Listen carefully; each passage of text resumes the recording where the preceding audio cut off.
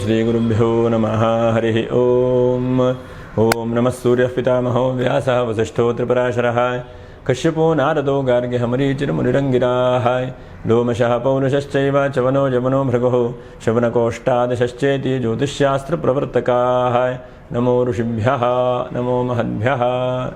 ವೀಕ್ಷಕರೇ, ಭಗವಂತ ಶುಭವನ್ನು ಉಂಟು ಮಾಡಲಿ. ಆತ್ಮೀಯರೇ, ಮಿಥುನ ರಾಶಿಯವರಿಗೆ ವಿಶೇಷವಾಗಿ ಏಪ್ರಿಲ್ ತಿಂಗಳ ಮಾಸ ಭವಿಷ್ಯ ಗಮನಿಸೋಣ. ಹೇಗಿದೆ, ಏನಾದರೂ ಶುಭವಾಗುತ್ತಾ ಅಥವಾ ಇನ್ನೂ ಕೂಡ ಕಷ್ಟ ನಷ್ಟವೇ ಇದೆಯಾ ಎಂಬಂಥ ಎಲ್ಲ ವಿಷಯಗಳನ್ನು ಕೂಡ ನಾವು ತಿಳ್ಕೊಳ್ಳೋಣ. ನೋಡಿ, ಮೃಗಶಿರ ನಕ್ಷತ್ರ 3-4ನೇ ಪಾದ, ಹಾಗೆ ಆರ್ದ್ರ ನಕ್ಷತ್ರ 1-2-3-4ನೇ ಪಾದ, ಪುನರ್ವಸು ನಕ್ಷತ್ರ 1-2-3ನೇ ಪಾದ. ನೀವು ವಿಡಿಯೋ ಮುಗಿಯವರೆಗೂ ಕೂಡ ನೀವು ನೋಡ್ತಾ ಇರಿ. ನಕ್ಷತ್ರ ಪರಿಹಾರಗಳು ಏನು ಎಂಬಂಥ ವಿಷಯಗಳನ್ನು ಕೂಡ ತಿಳ್ಕೊಳ್ಳೋಣ. ರಾಶಿಯಲ್ಲಿ ಗುರು ಬಹಳ ಶುಭವನ್ನು ಕೊಡುವಂಥ ಒಂದು ಗ್ರಹ. ಮತ್ತು ಏಪ್ರಿಲ್ ತಿಂಗಳು ಅಂತಂದರೆ ವಿಶೇಷವಾಗಿ ಚೈತ್ರ ಮಾಸದ ಒಂದು ಕೃಷ್ಣ ಪಕ್ಷ ಹಾಗೆ ವೈಶಾಖ ಮಾಸ ಸಿಗುತ್ತೆ. ಇದು ಬಹಳ ಒಳ್ಳೆಯದಾದಂಥದ್ದು. ರಾಶಿಯಲ್ಲಿ ಗುರು, ಇನ್ನು ತೃತೀಯ ರಾಶಿಯಲ್ಲಿ ಕೇತು, ಹಾಗೆ 19ನೇ ತಾರೀಕು ಅನಂತರದಲ್ಲಿ ಶುಕ್ರನೂ ಕೂಡ ವೃಷಭ ರಾಶಿ ಸುಕ್ಷೇತ್ರಕ್ಕೆ ಬರ್ತಾನೆ 12ನೇ ರಾಶಿಗೆ. ಏಕಾದಶದಲ್ಲಿ ರವಿ ಬುಧರು, 10ನೇ ರಾಶಿಯಲ್ಲಿ ಶನಿ ಮತ್ತು ಕುಜರು, ಹಾಗೆ ಭಾಗ್ಯ ರಾಶಿಯಲ್ಲಿ ರಾಹು. ಹೀಗೆಲ್ಲ ಒಂದು ಗ್ರಹಸ್ಥಿತಿ ಇದೆ ನೋಡಿ. ಈ ಗ್ರಹಸ್ಥಿತಿ ಏನೇನು ಮಾಡಬಹುದು ಎಂಬುದನ್ನು ತಿಳ್ಕೊಳ್ಳೋಣ. ಹಾಗೆ 1ನೇ ತಾರೀಕಿಗೆ ವಿಶೇಷವಾಗಿ ಬೆಂಗಳೂರಿನ ಕರಗ ಬಹಳ ಮುಖ್ಯವಾಗಿ, ಹಾಗೆ ಚಿತ್ರಾ ಪೌರ್ಣಿಮೆಯೂ ಕೂಡ 2ನೇ ತಾರೀಕಿಗಿದೆ. ಯಾಕಂದರೆ ವಿಶೇಷವಾಗಿ ಚಿತ್ರಾ ನಕ್ಷತ್ರಕ್ಕೆ ಹುಣ್ಣಿಮೆ ಬಂದರೆ ಅದಕ್ಕೆ ಚೈತ್ರ ಮಾಸ ಎಂಬುದಾಗಿ ಕರೀತಾರೆ.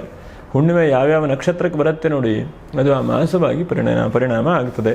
ಹಾಗಾಗಿ 5ನೇ ತಾರೀಕಿಗೆ ಸಂಕಷ್ಟರ ಚತುರ್ಥಿ ಇದೆ, 13ನೇ ತಾರೀಕು ಸರ್ವೇಶಾಂ ಏಕಾದಶಿ, 14ನೇ ತಾರೀಕಿಗೆ ಸೌರ ಯುಗಾದಿ ಇದೆ.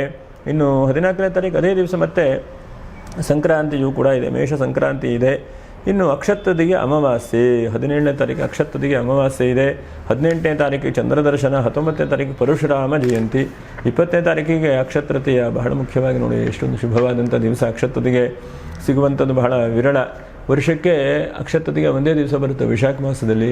ಇನ್ನು ನಮಗೆ ವಿಶೇಷವಾಗಿ ವಿಜಯದಶಮಿಯನ್ನು ಸಿಗುತ್ತೆ, ರಥಸಪ್ತಮಿ. ಇದು 3 ಬಹಳ ಉತ್ತಮವಾದಂಥ ಮುಹೂರ್ತ. ಮುಹೂರ್ತದಲ್ಲಿ ಏನಾದರೂ ಪೂಜೆ ಪುನಸ್ಕಾರಗಳನ್ನು ಮಾಡಿಕೊಳ್ಳಿ. ಯಾಕಂದರೆ ಒಂದು ಒಳ್ಳೆಯ ಮುಹೂರ್ತದಲ್ಲಿ ನಾವೇನಾದರೂ ಕೆಲಸ ಕಾರ್ಯಗಳನ್ನು ಆರಂಭ ಮಾಡಿದರೆ ಅದರಿಂದ ಬಹಳ ಒಳ್ಳೆಯದಾಗತ್ತೆ ಹೇಳುವಂಥ ಒಂದು ನಿಶ್ಚಯವಾದಂಥ ವಿಶ್ವಾಸ. ಮತ್ತು ಹಿರಿಯರು ಆ ಮುಹೂರ್ತಗಳಿಗೆ ಬಹಳ ಮುಖ್ಯವಾಗಿ ವಿಶೇಷವನ್ನು ಕೊಟ್ಟಿದ್ದಾರೆ. ವಿಂಶತಿ ದೋಷಾಹ ಎಂಬುದಾಗಿ ಹೇಳಿದ್ದಾರೆ. ಅಂದರೆ ಸಾಮಾನ್ಯವಾಗಿ 20 ಅಥವಾ 21 ದೋಷಗಳನ್ನು ಈ ದಿವಸದಲ್ಲೆಲ್ಲ ತೆಗೆದರೆ ಆ ದಿವಸ ಮುಹೂರ್ತವಾಗಿ ಪರಿಣಾಮ ಆಗ್ತದೆ ಎಂಬುದನ್ನು ಕೂಡ ಹೇಳಿದ್ದಾರೆ. 21 ದೋಷಗಳಿರುತ್ತಂತೆ ಒಂದು ದಿವಸದಲ್ಲಿ. ಆ 21 ದಿವಸಗಳನ್ನು ಹೊರತುಪಡಿಸಿದ್ರೆ ನಮಗೆ ಬಹಳ ಶುಭವಾದಂಥ ಮುಹೂರ್ತ, ಶುಭವಾದಂಥ ಲಗ್ನದ ಒಳಗಡೆ ಪುಷ್ಕರಾಂಶ ಅಂಥೇಳಿ ಸಿಗುತ್ತೆ. ಇದು ಶಾಸ್ತ್ರೀಯವಾದಂಥದ್ದು. ಹಾಗೆ 21ನೇ ತಾರೀಕಿಗೆ ಶಂಕರಾಚಾರ್ಯರ ಜಯಂತಿ, 22ನೇ ತಾರೀಕಿಗೆ ರಾಮಾನುಜಾಚಾರ್ಯರ ಜಯಂತಿ, 23 ಭಗೀರಥ ರಥ, 26 ವಾಸವಾಂಬ ನಿಮಿಷಾಂಬ ಜಯಂತಿ, 27 ಬೃಹಸ್ಪತಿ ಜಯಂತಿ, ಹಾಗೆ 30ನೇ ತಾರೀಕಿಗೆ ಚಾಂದ್ರ ನರಸಿಂಹ ಜಯಂತಿ. ನೋಡಿ, ಈಗೆಲ್ಲ ಇದೆ. ನೀವು ಯೋಚನೆ ಮಾಡ್ತಾ ಇರ್ಬೋದು, ಏನಪ್ಪ ಯುಗಾದಿ ಕಳೀತು, ಯುಗಾದಿ ಅನಂತರದಲ್ಲಿ ಏನಾದರೂ ನನಗೆ ಬದಲಾವಣೆ ಆಗಬಹುದಾ ಎಂಬುದನ್ನು ಯೋಚನೆ ಮಾಡ್ತಾ ಇರಬಹುದು. ನೋಡೋಣ ಏನೇನು ಆಗಬಹುದು ಎಂಬುದನ್ನು ಗಮನಿಸೋಣ. 1ನೇದಾಗಿ ರಾಶಿಯಲ್ಲಿ ಗುರು ಇದ್ದಾನೆ. ಹಾಗಾಗಿ ನಿಮಗೆ ಪ್ರಯತ್ನಗಳನ್ನು ಬಹಳ ರೀತಿಯಾಗಿ ನೀವು ಪ್ರಯತ್ನ ಮಾಡ್ತಾ ಇದ್ದೀರಿ. ಕೂತ್ಕೊಳ್ಳಿ ಗುರು ಕೊಡೋದಿಲ್ಲ. ರಾಶಿಯಲ್ಲಿ ಬಂದಾಗ ಗುರುನ ದೇಹ ಪುಷ್ಟಿಶ್ಚ ಎಂಬುದಾಗಿ ಕರೆದಿದ್ದಾರೆ. ದೇಹಕ್ಕೆ ಏನೇನು ಬೇಡವೋ, ಏನೇನು ತೊಂದರೆ ಆಗಬೇಕೋ ಅದನ್ನೆಲ್ಲ ಹೊರಗಡೆ ಕಳಿಸ್ತಾ ಇರ್ತಾನೆ. ಹೇಗೆ ಕಫವು ನಮ್ಮ ಮಲದರ ಸ್ವರೂಪದಿಂದನೋ ಅಥವಾ ಹೊರಗಡೆಗೆ ಬಾಯಿ ಮೂಲಕವಾಗೋ ಕಫ ಹೋಗುತ್ತಲ್ವ, ಹಾಗಾಗಿ ಅಂತಹ ಶರೀರದಲ್ಲಿರುವಂತಹ ಕೆಟ್ಟ ರೀತಿಯಾದಂಥ ಎಲ್ಲ ವಸ್ತುಗಳನ್ನು ಅಥವಾ ಎಲ್ಲ ದ್ರವ್ಯಗಳನ್ನು ಹೊರಗಡೆ ಗುರು ಕಳಿಸ್ತಾನೆ. ಹಾಗಾಗಿ ನಿಮಗೇನಾದರೂ ಸಣ್ಣ ಪುಟ್ಟ ಆಲಸ್ಯತನ, ಆರೋಗ್ಯದ ಇದ್ದರೆ ಅದೆಲ್ಲ ಒಳ್ಳೆಯದಾಗ್ತದೆ ಅಂತಲೇ ಅಂದ್ಕೊಳ್ಬೇಕು. ಹಾಗೆ ದಿಢೀರ್ನ ಯಾವುದೇ ತೀರ್ಮಾನಗಳನ್ನು ಕೂಡ ಈ ತಿಂಗಳಲ್ಲಿ ಮಾಡಬಾರ್ದು. ಎಷ್ಟೋ ಸಲ ಗುರು ರಾಶಿಯಲ್ಲಿದ್ದಾಗ ದಿಢೀರ್ನೇ ತೀರ್ಮಾನ ಮಾಡಿಬಿಡ್ತಾರೆ. ಒಂದೊಂದಕ್ಕೆ ಬಿಸ್ನೆಸ್ಸನ್ನು ಶುರು ಮಾಡೋದು, ಆ ಬಿಸ್ನೆಸ್ ಬಹಳ ಚೆನ್ನಾಗಿ ನಡೀತಾ ಇದೆ, ಏನು ಮತ್ತೊಂದು ಬ್ರ್ಯಾಂಚ್ ಮಾಡೋಣ ಅಂದ್ಕೊಳ್ವಂಥದ್ದು. 6 ತಿಂಗಳ ವರ್ಷ ವೇಟ್ ಮಾಡುವಂಥದ್ದು ಒಳ್ಳೆಯದು. ದಿಢೀರ್ನ ಯಾವುದೇ ತೀರ್ಮಾನಗಳು ಬೇಡ. 2ನೇದಾಗಿ. ಹಾಗೆ 3ನೇದಾಗಿ ಹಿರಿಯರ ಆಶೀರ್ವಾದ ಸದಾಕಾಲ ಇದೆ ನಿಮಗೆ. ನಿಮ್ಮ ಪ್ರಯತ್ನಗಳನ್ನು ಒಳ್ಳೆ ರೀತಿಯಾಗಿ ಮಾಡ್ತಾ ಇರಿ. ಎಷ್ಟೋ ಸಲ ನಾವು ಜೀವನದಲ್ಲಿ ಚಿಂತೆ, ಟೆನ್ಷನ್ನಿಂದನೇ ಹಿರಿಯರ ಹತ್ರ ಮಾತಾಡುವಂಥದ್ದು, ಹಿರಿಯರ ಸಾಮೀಪ್ಯವನ್ನು ಕೂಡ ಬಿಟ್ಟುಬಿಡ್ತೇವೆ. ಇವತ್ತಿನ ಬ್ಯುಸಿ ಟೈಮ್ನಲ್ಲಿ ನಮಗೆ ಸಮಯವೇ ಇಲ್ಲ. ಆದರೆ ಯಾವ್ಯಾವುದಕ್ಕೆ ಬೇಕೋ ಅದಕ್ಕೆ ಒಳ್ಳೆಯದಕ್ಕೆ ಸಮಯವನ್ನು ಹಾಕುವುದಿಲ್ಲ. ಬೇಡದೇ ಇದಕ್ಕೆಲ್ಲ ಸಮಯವನ್ನು ಹಾಕ್ತಾ ಇರ್ತೇವೆ. ಜೀವನದಲ್ಲಿ ಅಮೂಲ್ಯವಾದಂಥದ್ದು ಯಾವುದು, ಅದಕ್ಕೆ ಬಹಳ ಮುಖ್ಯವಾಗಿ ನಮ್ಮ ಜೀವನದ ಸಮಯವನ್ನು ಹಾಕಬೇಕು. ಹಾಗೆ ಜೀವನದಲ್ಲಿ ಅಮೂಲ್ಯವಾದದಕ್ಕೆ ಯಾವುದಕ್ಕೆ ಸಮಯ ಹಾಕಬೇಕು ಅದಕ್ಕೆ ನಾವು ಜೀವನದಲ್ಲಿ ಸಮಯ ಹಾಕುವುದಿಲ್ಲ. ಯಾವುದು ಬೇಡವೋ ಅದಕ್ಕೆಲ್ಲ ಸಮಯ ಹಾಕ್ತಾ ಇರ್ತೇವೆ. ಹಾಗಾಗಿದೆ ನಮ್ಮ ಜೀವನ. ಹಾಗಾಗಿ ಅಮೂಲ್ಯವಾದಕ್ಕೆ ಸಮಯವನ್ನು ಹಾಕಿ ಹಿರಿಯರ ಆಶೀರ್ವಾದ, ತಂದೆ ತಾಯಿಯವರ ಪ್ರೀತಿ ಬಹಳ ಮುಖ್ಯವಾದಂಥದ್ದು. ನೀವು ಎಷ್ಟೇ ಗಳಿಸಿರಬಹುದು, ಎಷ್ಟೇ ಸಂಪತ್ತಿರಬಹುದು, ಆದರೆ ಯಾವುದು ಶಾಶ್ವತವಾದಂಥದ್ದಲ್ಲ. ಹಿರಿಯರ ಆಶೀರ್ವಾದ ಮತ್ತು ನೀವು ಮಾಡುವಂತಹ ಸತ್ಕರ್ಮಗಳೇನಿದೆಯೋ ಅದು ಬಹಳ ಒಳ್ಳೆಯ ರೀತಿಯಾದಂಥ ಫಲವನ್ನು ಯಾವತ್ತೂ ನಿಮಗೆ ಮಕ್ಕಳಿಗೆ ಕೊಡುತ್ತದೆ. ಹಾಗಾಗಿ ಹಿರಿಯರ ಬಗ್ಗೆ ಸ್ವಲ್ಪ ಸಮಯವನ್ನು ಹಾಕ್ಕೊಳ್ಳುವಂಥ ಪ್ರಯತ್ನವನ್ನು ಮಾಡಿ. ಹಿರಿಯರ ಆಶೀರ್ವಾದ ಖಂಡಿತವಾಗೂ ಇದ್ದೇ ಇರುತ್ತೆ. ಆದರೆ ನಾವು ನಮ್ಮ ಕರ್ತವ್ಯವನ್ನು ಮಾಡಬೇಕು. ಯಾಕಂದರೆ ಮಕ್ಕಳು, ಮೊಮ್ಮಕ್ಕಳು, ಮರಿಮಕ್ಕಳು ಎಲ್ಲ ಚೆನ್ನಾಗಿರಲಿ ಅಂಥೇಳಿ ಹಿಂದಿನವರು, ಹಿರಿಯರು, ವೃದ್ಧರೆಲ್ಲ ಆಸೆ ಪಡ್ತಾರೆ. ಯಾವುದೇ ರೀತಿಯಾಗಿ ನನಗೊಂದಷ್ಟು ದುಡ್ಡು ಕೊಟ್ಟು ಬಿಡಲಪ್ಪ ಅಂಥೇಳಿ ಯಾರೂ ಯೋಚನೆ ಮಾಡೋದಿಲ್ಲ. ಯಾಕಂದರೆ ಜೀವನದಲ್ಲಿ ಎಲ್ಲವನ್ನೂ ಕಷ್ಟ ನಷ್ಟ ಅನುಭವಿಸಿ ಮುಂದೆ ಹೋಗಿರ್ತಾರೆ. ಹಾಗಾಗಿ ಅದನ್ನು ನಾವೆಲ್ಲ ಅರ್ಥ ಮಾಡಿಕೊಳ್ಬೇಕು.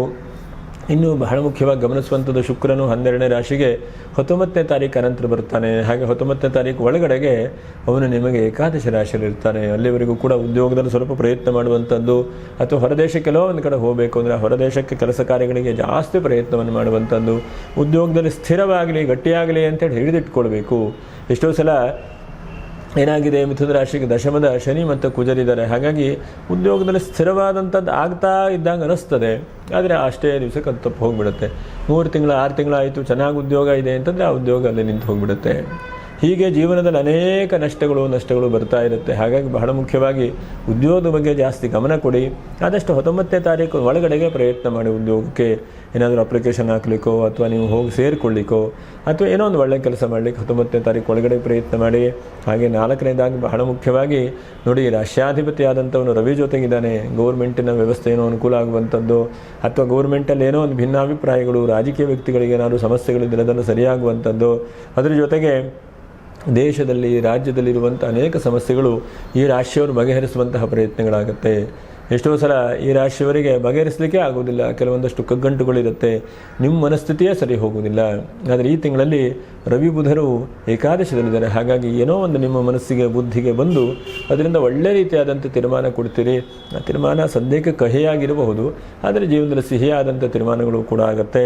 5ನೇದಾಗಿ ಬಹಳ ಮುಖ್ಯವಾಗಿ ನಿಮ್ಮ ಜೀವನದಲ್ಲಿ ಕೆಲವೊಂದಷ್ಟು ಗುರಿಗಳನ್ನು ಇಟ್ಕೊಂಡಿದ್ದೀರಿ ಮಿಥುನ ರಾಶಿಯವರು. ನೋಡಿ, ಒಂದು ವಿವಾಹ ಆಗದೇ ಇದ್ದವರಿಗೆ ವಿವಾಹ ಆಗಬೇಕು ಈ ವರ್ಷದಲ್ಲಿ ಅಂಥೇಳಿ ಎಷ್ಟೋ ಜನ ಅಂದ್ಕೊಂಡಿದ್ದೀರಿ. ಈ ವರ್ಷದಲ್ಲಿ ಏನಾದರೂ ವಿವಾಹಕ್ಕೆ ಪ್ರಯತ್ನ ಮಾಡೋಣ ಅಂತೇಳಿ ಪ್ರಯತ್ನ ಮಾಡಿ. ಯಾಕಂದರೆ ಶುಕ್ರನು ಕೂಡ ಏಕಾದಶಕ್ಕೆ ಬರ್ತಾನೆ, ಕುಜನು ನಿಮ್ಮ 4ಥ ರಾಶಿ ನೋಡ್ತಾನೆ, ರಾಶಿಯಲ್ಲೂ ಗುರು ಇದ್ದಾನೆ, ವೈಶಾಖ ಮಾಸ, ಇನ್ನೇನು ಬೇಕು ನಿಮಗೆ? ಇದೆಲ್ಲವೂ ಕೂಡ ಸಿಕ್ಕಿದೆ. ಹಾಗಾಗಿ ವಿವಾಹ ಆದಿ ಮಂಗಲ ಕಾರ್ಯಕ್ಕೆ ಪ್ರಯತ್ನ ಮಾಡಿ. ನೀವು ಎಡೆಬಿಡದೆ ಪ್ರಯತ್ನ ಮಾಡಿ. ಒಂದು 4-5 ಸಂಬಂಧ ನೋಡಿದ್ದೇನೆ, ಅದು ಜಾತಕ ಆಗಲ್ಲ ಅಂತ ಹೇಳಿದ್ದಾರೆ, ಏನೋ ಬಿಟ್ಬಿಡೋಣ ಅಂಥೇಳಿ ಯೋಚನೆ ಮಾಡಬೇಡಿ. ನಿಮ್ಮ ಪ್ರಯತ್ನವನ್ನು ಮರಳಿ ಯತ್ನ ಮಾಡು ಅಂಥೇಳಿ ನಿಮ್ಮ ಏಜಿಗೆ ಏನೇನು ಯಾವ್ಯಾವ ವಯಸ್ಸಿಗೆ ಆಗಬೇಕು ಅದನ್ನು ಭಗವಂತ ಕೊಟ್ಟೇ ಕೊಡ್ತಾನೆ. ಸ್ವಲ್ಪ ಪ್ರಯತ್ನ ಜಾಸ್ತಿ ಆಗಬೇಕಾಗಬಹುದು. ಇನ್ನು ಭೂಮಿ ವ್ಯಾಪಾರ ವ್ಯವಹಾರ ಮಾಡೋರಿಗೂ ಕೂಡ ಸ್ವಲ್ಪ ಸಿಹಿಯಾದಂತಹ ವಾತಾವರಣಗಳೇ. ಯಾಕಂದರೆ ಕುಜನು ಏಕಾದಶಕ್ಕೆ ದಶಮಕ್ಕೆ ಬಂದು ಅವನು 4ಥ ರಾಶಿ ನೋಡಲ್ಪಟ್ಟಿದ್ದಾನೆ. ಹಾಗಾಗಿ ಭೂಮಿ ವ್ಯಾಪಾರ ವ್ಯವಹಾರ ಮಾಡೋರಿಗೆಲ್ಲೋ ಒಂದು ಕಡೆಗೆ ಲಾಭಾಂಶಗಳು, ನೀರಿನ ಪರದಾಟ, ನೀರಿನ ಸಮಸ್ಯೆಗಳು ಬಹಳ ಬರ್ತಾ ಇದೆ ಈ ರಾಶಿಯವರಿಗೆ ಅಂದ್ಕೊಂಡ್ರೆ ಆ ಪರದಾಟಕ್ಕೆಲ್ಲೋ ಒಂದು ಬ್ರೇಕ್ ಸಿಗುವಂಥದ್ದು, ಎಲ್ಲೋ ಒಂದು ಕಡೆಗೆ ಬೋರ್ವೆಲ್ ಹಾಕ್ತೀರಿ ಅಲ್ಲಿ ನೀರು ಸಿಗುವಂಥದ್ದು, ಅಥವಾ ಏನೋ ಒಂದು ಕೃಷಿಯ ಪದಾರ್ಥಗಳನ್ನು ಇಲ್ಲ ಇದಕ್ಕೆ ಬೆಲೆನೇ ಸಿಗಲ್ಲ ಅಂತ ಅಂದ್ಕೊಂಡ್ರೆ ಕೊನೆಯ ಸಮಯದಲ್ಲಿ ಅದಕ್ಕೆ ಅವಕಾಶ ಸಿಗುವಂಥದ್ದು. ಜೀವನದಲ್ಲಿ ಎಷ್ಟೋ ಸಲ ನಾವು ತೊಂದರೆ ಪಟ್ಕೊಂಡ್ಬಿಡ್ತೇವೆ. ನಮಗೆ ಸಿಕ್ಕದಾಗ ಭಾರಿ ಖುಷಿ ಇರುತ್ತೆ, ಸಿಕ್ಕಿಲ್ಲ ಅಂದರೆ ಭಾರಿ ದುಃಖ ಪಟ್ಕೊಂಡ್ಬಿಡ್ತೇವೆ. ಯಾವುದೇ ವಸ್ತು, ವ್ಯವಸ್ಥೆ, ವ್ಯಕ್ತಿ ಹೀಗೆಲ್ಲವೂ ಕೂಡ ಇರುತ್ತೆ. ಆದರೆ ನಾವು ಒಂದು ಹಂತಕ್ಕೆ ಸರಿಯಾದಂತಹ ಚಿತ್ತವನ್ನು ಸ್ಥಿತಪ್ರಜ್ಞರಾಗಿರುವಾಗ ಆಗಬೇಕು. ಭಗವದ್ಗೀತೆಯಲ್ಲಿ ಕೃಷ್ಣ ಹೇಳ್ತಾನೆ, ಸ್ಥಿತಪ್ರಜ್ಞ ಇರಬೇಕು. ಸ್ಥಿತಪ್ರಜ್ಞ ಅಂತಂದ್ರೆ ಏನು? ಕಷ್ಟ ಬಂದಾಗೂ ಸಮಸ್ಯೆ, ಸುಖ ಬಂದಾಗೂ ಸಮಸ್ಯೆ ಅಂತಿರಬಾರ್ದು. ಏನೇ ಬರಲಿ ಭಗವಂತ ನನಗೆ ಇಷ್ಟು ಇಟ್ಟಿದ್ದಾನೆ ಅಂಥೇಳಿ ಒಂದಂತಕ್ಕೆ ನಾವು ಹೋಗ್ತಾ ಇರಬೇಕು, ಒಂದೇ ದಾರಿಯಲ್ಲಿ ಸಾಗ್ತಾ ಇರಬೇಕು. ಅಂತಹ ಆ ಸ್ಥಿತಪ್ರಜ್ಞವಾದಂತಹ ಮನಸ್ಥಿತಿಯನ್ನು ನಾವು ಬೆಳೆಸ್ಕೊಳ್ಬೇಕು. ಆ ಸ್ಥಿತಪ್ರಜ್ಞವಾದಂಥ ಮನಸ್ಥಿತಿ ಇಲ್ಲ ಅಂತಾದರೆ ನಾವು ಪುನಃ ಸಮಸ್ಯೆಗಳು ತಲೆ ಮೇಲೆ ಕಟ್ಟಿಟ್ಟಂಥ ಬುದ್ಧಿಯಾಗ್ತದೆ. ಹಾಗಾಗಿ ಸ್ಥಿತಪ್ರಜ್ಞರಾಗಬೇಕು. ಇನ್ನು ಬಹಳ ಮುಖ್ಯವಾಗಿ ಒಂದು 5-6 ವಿಷಯದಲ್ಲಿ ಸ್ವಲ್ಪ ಜಾಗ್ರತೆ ವಹಿಸ್ಕೊಳ್ಬೇಕು. ನೋಡಿ, ಈ ತಿಂಗಳಲ್ಲಿ 1ನೇದಾಗಿ ನಿಮ್ಮ ಮಕ್ಕಳ ವಿಷಯದಲ್ಲಿ ಬಹಳಷ್ಟು ಚಿಂತೆ ಮಾಡ್ತಾ ಇದ್ದೀರಿ. ಹಾಗಾಗಬೇಕು, ಹೀಗಾಗಬೇಕು, ಸಿಗಬೇಕು ಅಂಥೇಳಿ ಚಿಂತೆ ಮಾಡ್ತಾ ಇದ್ದೀರಿ. ಭಗವಂತನ ಇಚ್ಛೆಯಿಂದ ಅವರಿಗೇ ಸರಿಯಾದಂಥ ತಿಳುವಳಿಕೆ ಬರಬೇಕು. ಬಲವಂತವಾಗಿ ಯಾವುದನ್ನು ಕೂಡ ನಾವು ಮಾಡಲಿಕ್ಕೆ ಹೋಗಬಾರ್ದು. ಬಲವಂತವಾಗಿ ಮಾಡಿದ್ರೆ ಅದೆಲ್ಲ ವಿರುದ್ಧವಾಗುತ್ತೆ ಮತ್ತು ಉಲ್ಟಾ ಹೊಡೆಯುವಂಥ ಸಾಧ್ಯತೆಗಳಿರುತ್ತೆ. ಹಾಗೆ 2ನೇದಾಗಿ ನಿಮ್ಮ ಉದ್ಯೋಗದ ಫೋಕಸ್ಸನ್ನು ಇನ್ನೂ ಈ ತಿಂಗಳಲ್ಲಿ ಜಾಸ್ತಿ ಮಾಡಿ. ಯಾಕಂದರೆ ಉದ್ಯೋಗದಲ್ಲಿ ಏನೋ ಕಿರಿಕಿರಿ, ಏನೋ ಚಿಂತೆ ಆಗ್ತಾ ಇದೆ ಅಂತೇಳಿ ಬಿಡಬೇಡಿ. ಏನೋ 3 ಸಲ 4 ಸಲ ಆದರೂ ಕೂಡ ಇವರೇನೂ ಕೂಡ ಹೇಳಲಿಲ್ಲ ಇಂಟ್ರ್ಯೂ ಹೋದರು ಅಂತೇಳಿ ಬಿಡಬೇಡಿ, ಅದನ್ನು ಇನ್ನೂ ಕೂಡ ಮರಳಿ ಯತ್ನ ಮಾಡಿ ಅಂತೇಳಿ ಪ್ರಯತ್ನ ಮಾಡಿ. ಮೂರನೇದಾಗಿ ವಿದೇಶದಿಂದ ಏನಾದರೂ ಅನುಕೂಲತೆಗಳು ಬರಬಹುದು. ಈ ದೇಶದಲ್ಲಿ ಆಗಲಿಲ್ಲ ನನಗೆ, ಅಥವಾ ಹೊರ ದೇಶಕ್ಕೆ ಪ್ರಯತ್ನ ಮಾಡಿದ್ದೇನೆ, ಇಂಟ್ರ್ಯೂ ಆಗಿದೆ ಆಗಲೇ ಇಲ್ಲ ಅಂತಂದ್ರೆ ಸ್ವಲ್ಪ ವೇಟ್ ಮಾಡಿ. ಎಷ್ಟೋ ಸಲ ನಮ್ಮ ತಾಳ್ಮೆಯು ಜೀವನದಲ್ಲಿ ಬಹಳಷ್ಟು ಉತ್ತಮವಾದಂಥ ಫಲಿತಾಂಶವನ್ನು ಕೊಡುತ್ತೆ. ತಾಳಿದವನು ಬಾಳೆಯಾನು ಅಂತೇಳಿ ಹೇಳ್ತಾರೆ ಹಿಂದಿನವರು. ಹಾಗಾಗಿ ಎಷ್ಟೋ ಒಂದು ವಿಷಯಕ್ಕೆ ತಾಳ್ಮೆ ಇರಬೇಕು ಜೀವನದಲ್ಲಿ. ತಾಳ್ಮೆ ಇಲ್ಲ ಅಂದರೆ ಯಾವುದನ್ನು ಕೂಡ ಸಾಧಿಸಲಿಕ್ಕಾಗೋದಿಲ್ಲ. ತಾಳ್ಮೆ, ಗುರಿ, ಸಾಧನೆ ಹೀಗೆಲ್ಲ ಬೇಕಾಗತ್ತೆ. ಹಾಗಾಗಿ ಜೀವನದಲ್ಲಿ ಕೆಲವೊಂದಷ್ಟು ತಾಳ್ಮೆಯಿಂದ ಆ ಭಗವಂತನ ಮೇಲೆ ಭಾರ ಹಾಕ್ತಾ ಮುಂದೆ ಹೆಜ್ಜೆ ಮೇಲೆ ಹೆಜ್ಜೆ ಇಟ್ಕೊಂಡು ಮುಂದೆ ಹೋಗುವಂಥ ಪ್ರಯತ್ನವನ್ನು ಮಾಡಿ. ಸ್ವಲ್ಪ ನಿಮ್ಮ ಆರೋಗ್ಯದ ಬಗ್ಗೆ ಸ್ವಲ್ಪ ಜಾಸ್ತಿ ಜಾಗ್ರತೆ ವಹಿಸ್ಕೊಳ್ಳಿ. ಏನಾದರೂ ಸಣ್ಣ ಪುಟ್ಟ ಔಷಧಿ ಉಪಚಾರಗಳು ಬೇಕಾದರೆ ಅದನ್ನು ಕೂಡ ಪ್ರಯತ್ನ ಮಾಡಿ ಅಂತ ಹೇಳ್ತಾ, ಈ ತಿಂಗಳಲ್ಲಿ ನಕ್ಷತ್ರ ಪರಿಹಾರಗಳು ಏನು?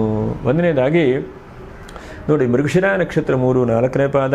ಆದಷ್ಟು ನೋಡಿ ಸೌರ ಯುಗಾದಿ 14ನೇ ತಾರೀಕು ಆದಿಷ್ಟ ನಮ್ಮಲ್ಲಿ ವಿಶೇಷವಾಗಿ ಸೂರ್ಯನ ದರ್ಶನ ಮಾಡುವಂಥದ್ದು, ಸೂರ್ಯ ನಮಸ್ಕಾರ ಮಾಡುವಂಥದ್ದು, ಅಥವಾ ಆದಿತ್ಯ ಹೃದಯ ಪಾರಾಯಣ ಬಹಳ ಶುಭವಾದಂಥದ್ದು, ಅದನ್ನು ಕೂಡ ಮಾಡಿ.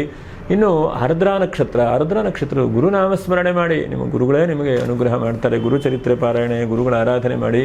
ಪುನರ್ವಸು ನಕ್ಷತ್ರದವರು ನೋಡಿ ಅಕ್ಷತ ತೃತೀಯ ಇದೆ 20ನೇ ತಾರೀಕಿಗೆ, ಮರೆಯದೇ ಇದ್ದ ಹಾಗೆ ಏನಾದರೂ ನೂತನ ಕೆಲಸವನ್ನು ಮಾಡಿ. ಆ ದಿವಸ ಬೆಳಿಗ್ಗೆ ಸಾಧ್ಯ ಇದ್ದರೆ ಎಲ್ಲಾದರೂ ಒಂದು ರುದ್ರಾಭಿಷೇಕ ಅಂತ ಮಾಡ್ತಾರೆ. ರುದ್ರ ಮಂತ್ರಗಳ ಪಠನೆ, ಚಮಕ ಮಂತ್ರದ ಪಠನೆ ಅಂತಿದೆ. ಅಂತಹ ರುದ್ರ ಚಮಕ ಮಂತ್ರದ ಪಠನೆಯನ್ನು ಮಾಡಿ, ಶ್ರವಣೆ ಮಾಡಿ, ಭಗವಂತನ ಭಕ್ತಿಯಿಂದ ಸ್ಮರಣೆ ಮಾಡಿ. ಭಗವಂತನ ಅನುಗ್ರಹದಿಂದ ಲೋಕಕ್ಕೆ ಒಳ್ಳೆಯದಾಗಲಿ.